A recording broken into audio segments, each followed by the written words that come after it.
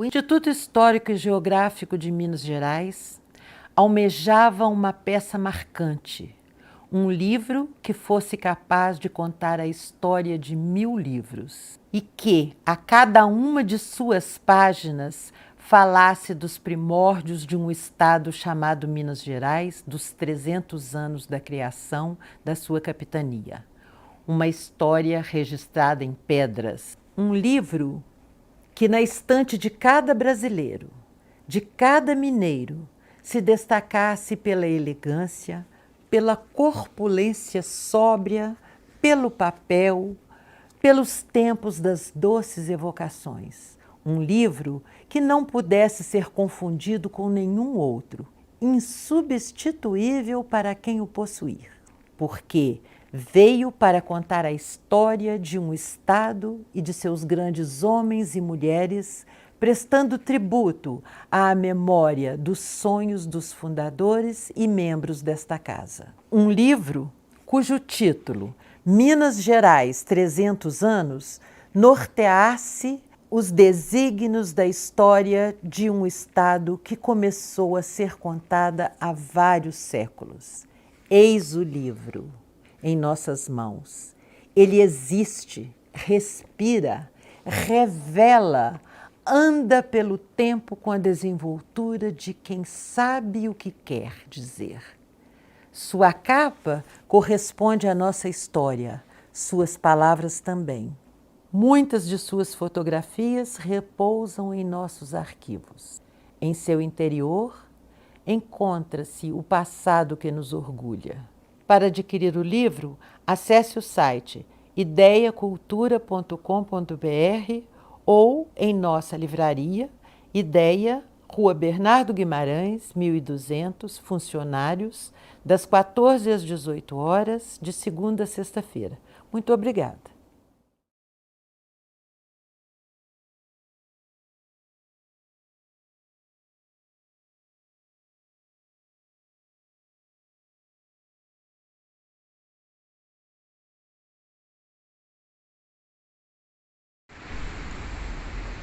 No dia 9 de junho é celebrado o Dia Internacional de Arquivos, instituído pela Assembleia Geral do Conselho Internacional de Arquivos em 2007. E sempre na semana, nas proximidades da data, é realizada a Semana Nacional de Arquivos, em 2022, na sua 6ª edição, organizada pelo Arquivo Nacional. O Instituto Histórico e Geográfico faz a sua adesão à celebração, voltando seus olhares para uma das figuras mais célebres da nossa história institucional, o serrano Nelson Coelho de Sena, um dos nossos entusiastas fundadores e um dos maiores colaboradores do Arquivo Público Mineiro e instituição que, ao lado do Arquivo Público da cidade de Belo Horizonte, guarda seus acervos preciosos que contam sobre a nossa história. Nelson Coelho de Sena é patrono da cadeira de número 4, atualmente ocupada pelo pesquisador Stanley Savoretti de Souza. Para a ocasião, o Instituto Histórico e Geográfico recebe a pesquisadora Olívia Nogueira de Almeida, doutoranda do Programa de Pós-Graduação em Estudos Linguísticos da Faculdade de Letras da Universidade Federal de Minas Gerais. Olívia é mestra em Filologia e Língua Portuguesa pela Faculdade de Filosofia, Letras e Ciências Humanas da Universidade de São Paulo, a USP. No doutorado, a nossa palestrante recebe a orientação acadêmica da nossa associada efetiva Maria Cândida Trindade Costa Seabra. Pesquisadora do acervo de Nelson Coelho de Sena desde 2017, Olívia apresenta a partir de agora os olhares de sua pesquisa acadêmica nas preciosidades que constituem um verdadeiro garimpo no arquivo pessoal de Nelson Coelho de Sena. Boa palestra a todos. Olá a todos. Inicialmente, eu gostaria de agradecer ao Instituto Histórico e Geográfico de Minas Gerais, na pessoa do seu presidente, Coronel Paulo Duarte Pereira, e também ao Adalberto Matheus pelo convite. É uma honra e um desafio enorme estar aqui hoje, na Semana Nacional de Arquivos, para falar sobre a pesquisa que eu venho desenvolvendo há alguns anos no acervo de Nelson Coelho de Sena. Foi um político e intelectual muito importante para a história de Minas Gerais, mas ainda é pouco conhecido. E vale lembrar que Nelson de Sena foi um dos responsáveis pela criação do Instituto Histórico e Geográfico e é patrono da cadeira 4 dessa instituição. Não foi por acaso que eu escolhi para a fala o título Um Garimpo no Arquivo Pessoal de Nelson Coelho de Sena. Garimpar, de acordo com o dicionário Aurélio, é selecionar o que houver de valioso, reunindo, coligindo.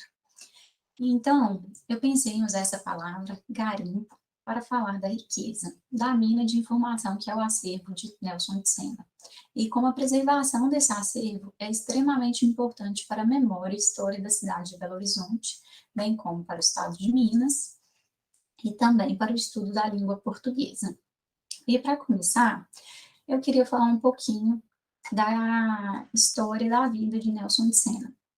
Ele nasceu na cidade do Cerro, em 1876, e faleceu em Belo Horizonte, em 1952. Nelson de Sena passou a infância e adolescência na cidade de São João Evangelista, onde ele fez o curso primário e iniciou o curso secundário. Aos 15 anos, ele se mudou para Diamantina, onde concluiu, os seus estudos na escola normal, e depois foi para Ouro Preto, onde se formou no curso de Ciências Jurídicas e Sociais na Faculdade de Direito de Minas Gerais. Isso em 1897. Após a inauguração da nova capital, Nelson de Sena se transferiu para Belo Horizonte para lecionar no Ginásio Mineiro, onde ele já trabalhava. Em 1906, Nelson de Sena fundou o Anuário de Minas Gerais, com estudos sobre história, geografia, literatura, estatísticas, dentre outros. E já no primeiro volume do Anuário de Minas Gerais, ele defende a criação do Instituto Histórico e Geográfico de Minas Gerais. Vocês vão ver que eu estou compartilhando com vocês aí. São 3 páginas do anuário, onde Nelson de Sena se dedica mesmo a defender a criação, como a gente pode ver. E eu vou ler um trechinho, que está exatamente aqui, onde ele coloca: os institutos históricos e geográficos se multiplicam no Brasil, publicando revistas notáveis, revelando o impulso dos estudos de história e coreografia brasileiras. E nós, em Minas, que temos feito? Nada, salvo a iniciativa oficial que criou o Arquivo Público Mineiro e a revista, pelo menos editada trimestralmente. E aí, logo em seguida, ele cita diversos nomes e, já ao fim, ele, após sugerir esses nomes, para se agremiarem ao Instituto, ele diz: para juntos constituirmos o Instituto Histórico e Geográfico de Minas Gerais. Um bom movimento, pois, senhores estudiosos, vamos fundar o Instituto de Minas Gerais. E além de ser sócio fundador do Instituto, ele foi autor do projeto de lei nascido da proposta de criação de um museu histórico e artístico para o estado de Minas Gerais, que foi que criou o Museu Mineiro em 1910.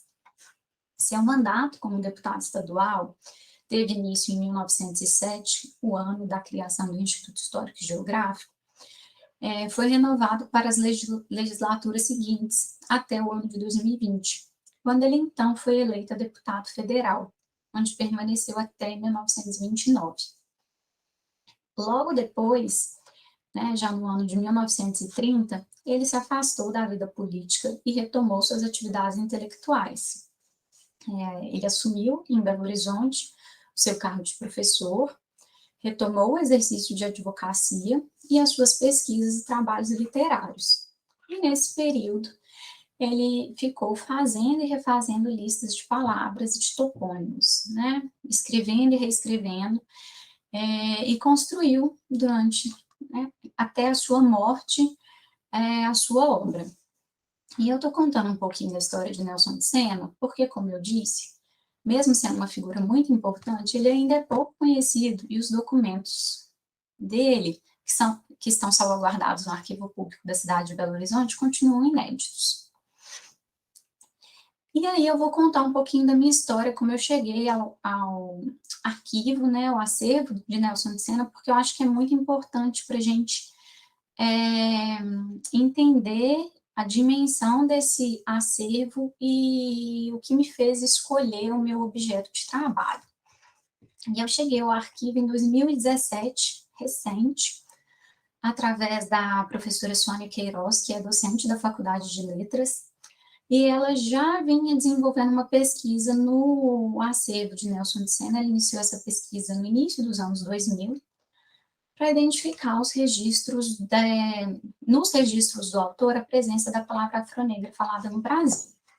E a pesquisa tinha como objetivo ampliar o conhecimento sobre a contribuição das línguas africanas na formação do português brasileiro, em especial no dialeto mineiro. E mais de 10 anos depois, devido a uma pesquisa que eu estava fazendo na área, eu tive acesso a esse material, a esses registros que ela havia feito no início dos anos 2000. E fiquei muito encantada com a riqueza do acervo de Nelson de Sena. E foi aí que eu decidi iniciar a pesquisa, no acervo dele. Na época eu fiz várias visitas ao arquivo público da cidade, vivi a experiência de estar dentro desse universo do autor, manuseando, conhecendo os documentos, de perto.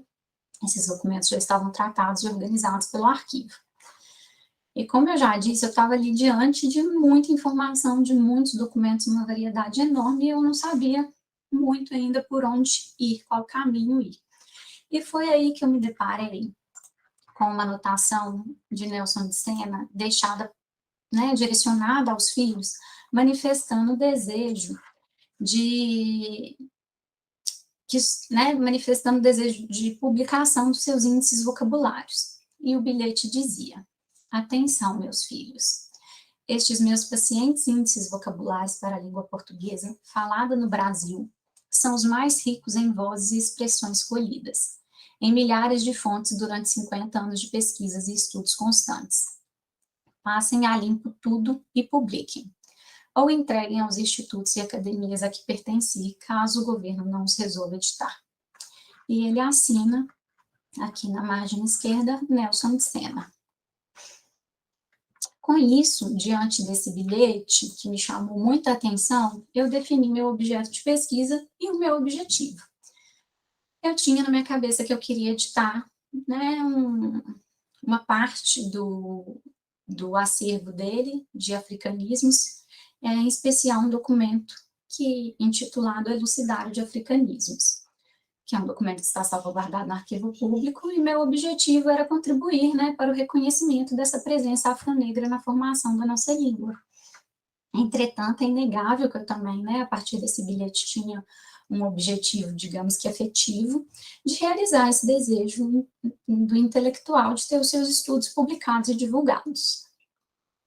Então, para continuar com a minha pesquisa, eu busquei respaldo na lei para pedir ao arquivo público a digitalização de parte dos documentos classificados por Nelson de Sena como africanismos e termos africanos. E eu acho que é importante a gente lembrar aqui, já que a gente está falando de arquivo, que além da Lei Federal de 1991, que dispõe sobre a Política Nacional de Arquivos Públicos e Privados, a gente também tem uma legislação municipal, que também é de 91, que dispõe sobre a criação do Arquivo Público da cidade de Belo Horizonte. E, de acordo com essa legislação, o arquivo público tem como finalidade promover a preservação e divulgação do patrimônio documental de órgãos e unidades funcionais públicas, bem como de documentos privados de interesse público. E compete à diretoria do arquivo a proteção e o acesso a essa documentação, além de assegurar a utilização do espaço do arquivo público da cidade como espaço de pesquisa e preservação documental. E ainda a lei diz que compete ao arquivo fornecer a reprodução de documentos, autorizar e fornecer essa reprodução, bem como promover e acompanhar a execução das atividades de digitalização e preservação desse acervo digital. E com isso, nós propusemos ao arquivo público uma parceria entre a Faculdade de Letras, que é onde hoje eu faço meu doutorado, representado pelas professoras Sônia Queiroz e a professora Maria Cândida Trindade Costa de Seabra, que é titular da cadeira 91 do Instituto Histórico e Geográfico de Minas Gerais.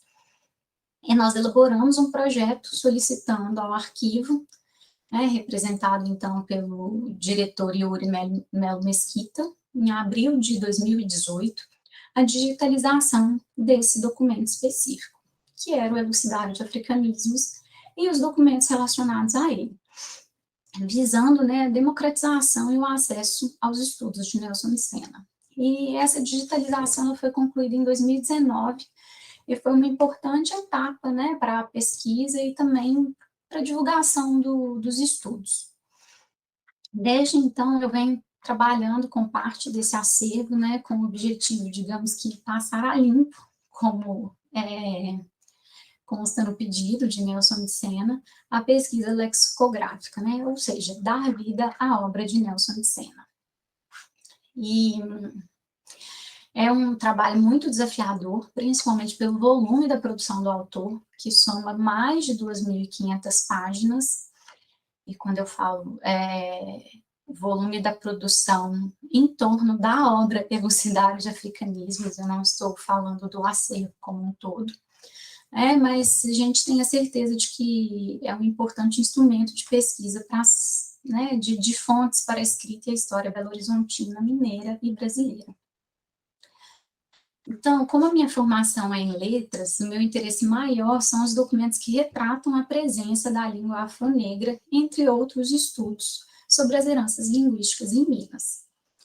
Mas o arquivo pessoal de Nelson de Sena, que foi doado pela sua família em 1999, além de privilegiar esses trabalhos de pesquisa, retrata ainda sua trajetória de homem público, né, no exercício da advocacia, do magistério e da vida pública, reunindo parte significativa do seu legado intelectual e político. E o extenso arquivo do intelectual é dividido em 8 partes e aborda diversos assuntos, como documentos pessoais, que são datados de 1887 a 1956, são documentos, né, que é uma série do arquivo que é composta por exercícios de caligrafia e exercícios escolares, álbuns, certidões de nascimento e casamento, carteira da Ordem dos Advogados do Brasil, passaporte, anotações, dentre outros documentos. Além de correspondências datadas de 1829 a 1952, que contém abaixos assinados, atas, cartas, certidões, certificados, pareceres, recibos, telegramas, dentre outros documentos.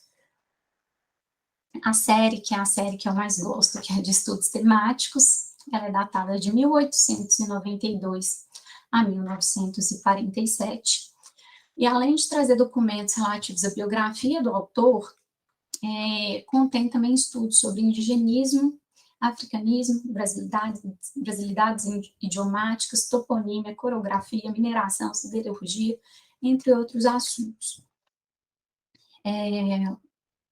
A quarta parte, ela traz as atividades parlamentares, que são datadas de 1903 a 1931, né, que apresentam desde panfleto de apoio à candidatura de Nelson de Sena a conferências e discursos proferidos. A quinta parte são as atividades acadêmicas, datadas de 1897 a 1946, com recortes de jornais, discursos e outras anotações. As publicações, que são datadas de 1824 a 1949, que tem as obras do autor publicadas, bem como obras de terceiros e também periódicos.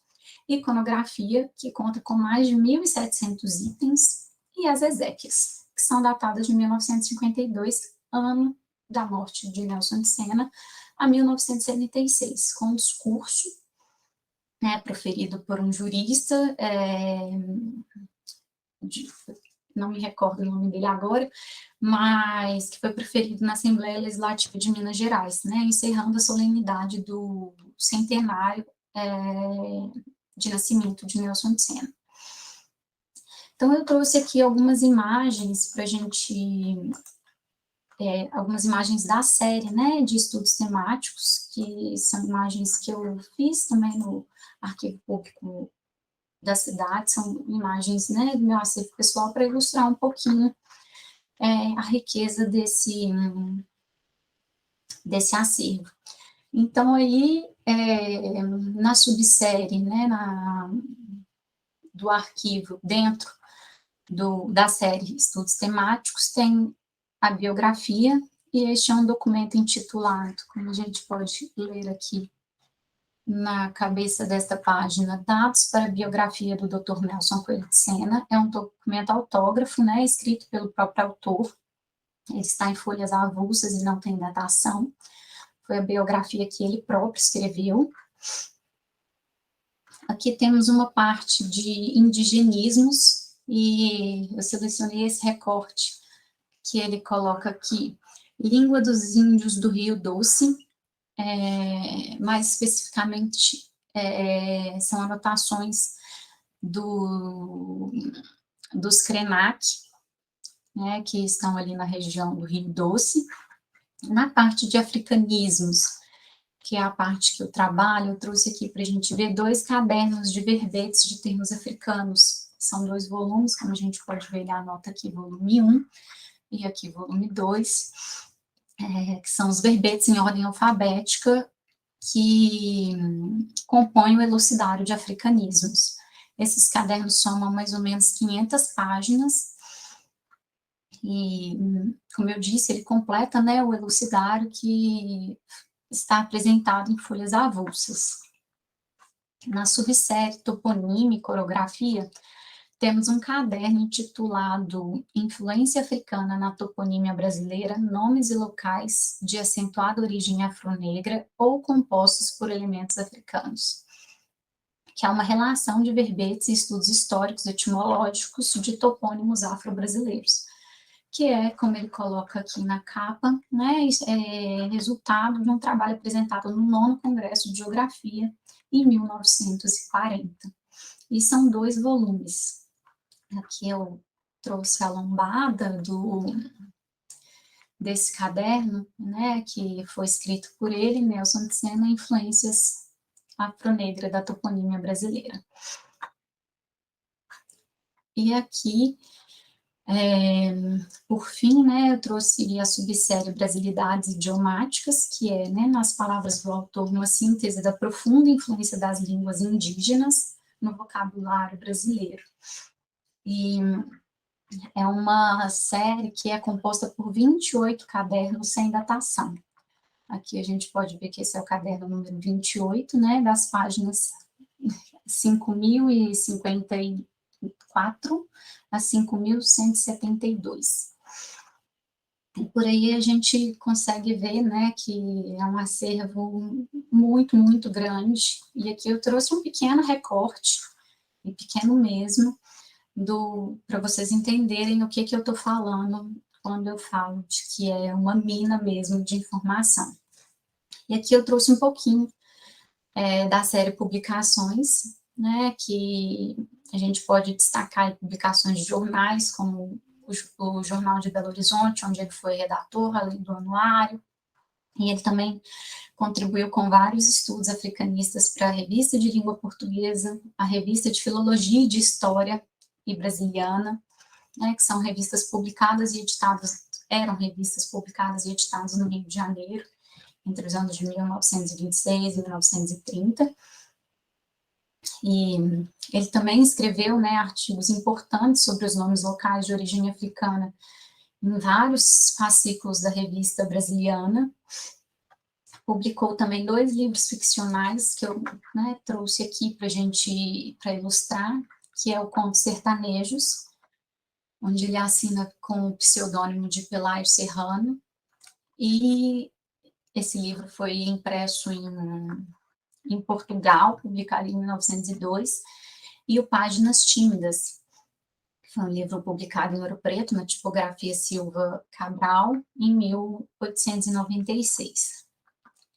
E também trouxe aqui o livro Africanos no Brasil, que é um livro de 1938, que é um livro que tem a mesma datação do Elucidário de Africanismos, e é um livro onde ele começa a escrever esse elucidário, que é esse documento que está no arquivo público da cidade. Ele já aponta ali alguns verbetes e já manifesta nesse livro a sua vontade de ter os seus documentos publicados, e ele anuncia, né, que em breve sairá o Elucidário de Africanismos, algo que não aconteceu, mas então, nesse livro Africanos no Brasil, né, ele fala um pouquinho da história dele, um pouquinho da relação dele com os negros, da babá dele, e, e é um livro muito interessante, que além de trazer essa parte histórica, também traz já uma lista de verbetes anunciando o elucidário.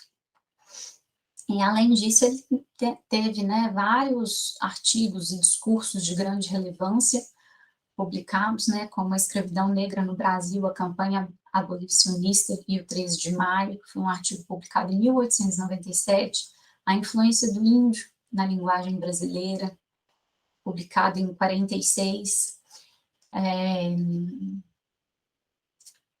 e, assim, tem artigos também falando da economia brasileira, da siderurgia nacional, dentre outros. Então, como a gente pode perceber, né, parte das publicações aborda o tema dos africanismos e indigenismos, e por isso eu escolhi trazer aqui um trecho do texto introdutório do Elucidário de Africanismos, para que a gente possa ver de perto, né, as coisas, né, os assuntos que esse documento aborda, né, que tem a parte histórica, né, que ele conta um pouquinho antes de colocar os verbetes e os seus significados. E, como eu falei, o Elucidário é um documento que ele é datado de 1938, como o próprio nome diz, né, é um glossário que apresenta verbetes que contemplam a letra de A a Z. É um documento misto, assim, ele tem texto datiloscrito e texto manuscrito. Parte datiloscrito, parte dele manuscrito, e muitas inserções manuscritas também no texto que é datiloscrito, como se ele estivesse revisando ali o seu trabalho. Então, eu vou ler um pedacinho aqui, não sei se vai dar para acompanhar pela imagem, mas é um trecho que parece grande, mas é pequeno até. E aí ele coloca: dificilmente será encontrada uma região brasileira para a qual hajam vindo escravos africanos durante mais de 300 anos do tráfico negreiro, e onde não ocorram denominações locais dadas pelos filhos de Angola, Congo, Guiné, Moçambique, Nigrícia e do Sudão.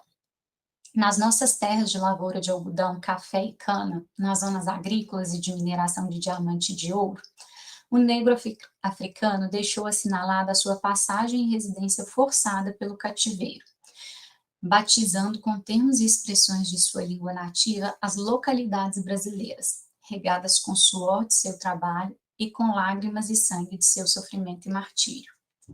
Resulta daí serem os africanos um manancial abundante para os nossos nomes de lugares. Sempre que ouço e leio dizer-se que cai lá, assim no jovem, vastíssimo e populoso Brasil, como no velho, pequeno e glorioso Portugal, só deve existir uma única língua para ser escrita e falada de uma só maneira, enquadrada na imutável rigidez dos mesmos moldes sintáticos, gráficos, ortográficos para os dois povos, tão separados pelo oceano e tão distanciados territorialmente um do outro. Eu me pergunto a mim próprio se os que tal afirmativa sustentam estarão de boa fé e certos de seu audacioso juízo. Porque, para contrariar irretorquivelmente a semelhante pretensão, aí surgem diante de nós milhares de vocábulos puramente brasileiros, apenas entendidos, usados e correntes na linguagem dos 50 milhões de filhos do país do Cruzeiro. Vocabulários que não têm foros de aceitação nos domínios da terra lusitana e de suas possessões ultramarinas no Velho Mundo. Abram-se vocabulários e gloriosos portugueses, e glossários portugueses, e neles não se encontrarão relacionadas inumeráveis palavras nossas, brasílicas, aqui formadas e empregadas com sentido inteiramente desconhecido para os que falam a língua portuguesa na Europa e nas colônias de além-mar. Brasileirismos, afronegrismos, americanismos e indigenismos enriquecem o falar do nosso povo, que tem costumes e modismos seus, idiotismos de linguagem, dialetação e pronúncia sua, construções originais de frases, um folclore opulentíssimo, tudo, afinal, bem diferente da linguagem falada e escrita pelos filhos da atual República Peninsular, que foi a nossa metrópole durante 322 anos, de 1500 a 1822. Do negro, do mameluco, do caipira, do colono europeu imigrado para o nosso país do século XIX para cá, principalmente alemão, italiano, espanhol e sírio, do contato com as populações dos vizinhos países sul-americanos, guaranis paraguaios, gaúchos platinos, gaucheiros peruanos bolivianos, do constante esforço criador da imaginativa popular e da espontânea formação de mitos, usos, costumes, hábitos, crendices e tradições. Tem resultado e provindo para a língua portuguesa que no Brasil se fala e escreve uma verdadeira transfiguração prosódica e gramatical, um desenvolvimento vocabular incomparavelmente superior ao que se nota em Portugal, e um acentuado espírito de diferenciação glótica, evoluindo aqui, talvez, para uma língua brasileira, emancipada do jugo idiomático luso-europeu, sem que isso importe em renegar o vigoroso tronco latino da nossa velha metrópole, e do qual se esgalhou a frondosa remagem brasileira. E tudo isso, penso, o que se poderia demonstrar com a maior evidência e clareza num despretensioso estudo expositivo em que se enfileirasse, sobretudo os topônimos, as expressões e os termos regionais, os nossos tão curiosos nomes locais de origem brasileira, aqui formados com a forte colaboração da linguagem do gentio da terra e da do negro importado de África, expressões, termos e nomes tão somente conhecidos e usados cá na América, e jamais empregados correntemente da banda de lá do Atlântico, em terras de Portugal. Então, nesse pequeno trecho, quando eu digo pequena, porque são 2 folhas de mais de 1000, a gente pode perceber os diversos temas que são abordados pelo autor no seu trabalho lexicográfico, né? Coreografia, topônimos, costumes, crendices, expressões, termos regionais, dentre outros. E como pesquisadora de letras, mais especificamente da área de filologia, que é, grosso modo, uma área da linguística histórica que se ocupa da conservação, restauração e preservação do patrimônio cultural escrito, que é o texto, eu reforço aqui a ideia de que o estudo, né, do acervo de Nelson de Sena é um ato de preservação do patrimônio literário, linguístico e escritural da nossa sociedade, da nossa comunidade. E é função de arquivistas, historiadores e de nós, filólogos e linguistas, perpetuar essa memória, né, para as gerações futuras. Então, as instituições arquivísticas são muito importantes como fonte de pesquisa e de preservação do patrimônio documental, seja na esfera da administração pública, municipal ou federal, e seja para pesquisa acadêmica. Então, manter e conservar esses acervos é fundamental para a construção e preservação da memória do patrimônio histórico e cultural da nossa nação. E dessa forma, a preservação do acervo de Nelson de Sena é em si um ato de preservação do patrimônio linguístico e histórico. Como eu disse, né, infelizmente a sua pesquisa na área linguística ainda é pouco conhecida em Minas Gerais e no Brasil, e os seus documentos, em especial esses manuscritos sobre as heranças linguísticas, continuam inéditos. E eu gostaria de encerrar aqui reforçando que o acervo de Nelson de Sena, salvaguardado no Arquivo Público da cidade de Belo Horizonte, é uma mina de informação ainda a ser explorada. Assim, estudar e divulgar a obra de Nelson de Sena é uma forma de contribuir direta e indiretamente para o reconhecimento da presença afro-negra na formação do português brasileiro, em especial do nosso dialeto mineiro, e também é uma forma de colaborar com a difusão dos resultados da pesquisa lexical desenvolvida, né, na primeira metade do século XX pelo intelectual mineiro, ou seja, divulgar, né, de acordo com o desejo do autor em vida. Muito obrigada, agradeço novamente o convite, foi um prazer estar aqui com vocês.